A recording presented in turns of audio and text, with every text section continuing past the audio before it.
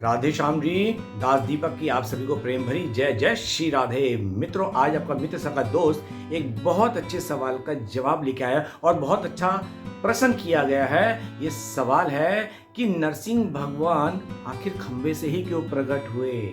देखिए, सोचने का विषय है कि प्रभु खंबे से ही क्यों प्रकट हुए।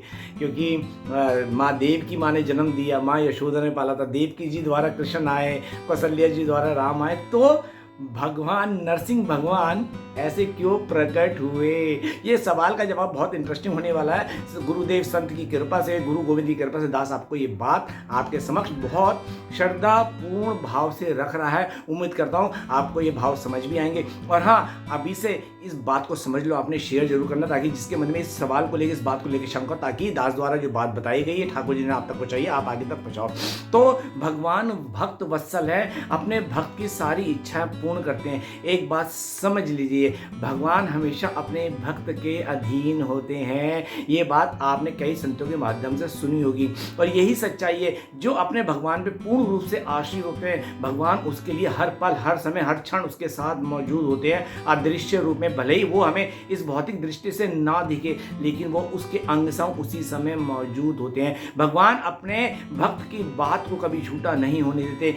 एक बात क्लियर समझ लो, भगवान का मान जाए तो जाए, लेकिन भगवान अपने भक्तों का मान नहीं जाने देते। भगवान सारे प्रोटोकॉल तोड़ के अपने भक्तों की इच्छा पूरी करते हैं। जैसे मीराबाई जी को जब जहर का प्याला दिया गया था, क्या उनकी नंद द्वारा, और देवर ने दिया था, और देवर ने ये बोलकर दिया था, क्योंकि उसके नंद ने बताया था कि मैं क्या बोलकर इनको, मीराबाई जी को ये पिलाऊंगा, तो उन्होंने बोला था बोल देना जगन्नाथ भगवान का प्रसाद है, और यही बोलकर देवर ने दिया था। और देवर की उसमें बुद्धि जाग गई थी, उसने बोला था ना भाभी साहब ये तो जहर है, उसने कहा ना ये तो जगन्नाथ जी का प्रसाद है। लेकिन वो प्रभु को ध्यान रखे, जगन्नाथ श्री हरि को ध्यान करके उन्होंने जैसे वो पिया, तभी प्रभु प्रकट हो गए और उस जहर को अमृत बना दिया, अर्थात उसका सारा जहर खत्म कर दिया। ये प्रभु अपने भक्त के लिए दौड़े आते हैं। प्रभु कभी अपने भक्त से दूर नहीं रह सकते। हम सोचते हैं कि प्रभु हम आपका इतना नाम जब करें, इतना स्मरण कर रहे हैं, आपके प्रेम में डूबे। सच तो ये कि प्रभु वो आनंद ले रहे होते हैं। जब हम रो रहे होते हैं ना, प्रभु वो भाव, वो प्रेम में, आनंद में प्रभु भी डूबे होते हैं। और ये सच्चाई है,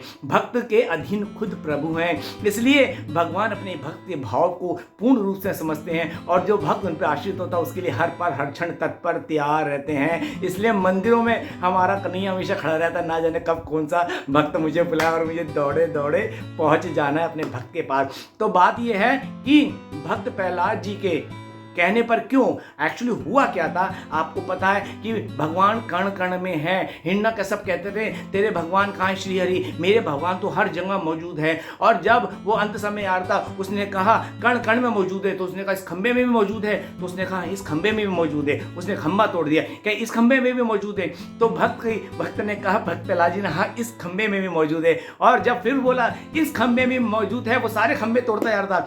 जैसे उसने कहा इस खंबे में मौजूद, तभी नरसिंह भगवान वहां से प्रकट हुए। बोलो नरसिंह भगवान श्री हरि नारायण की जय। क्यों?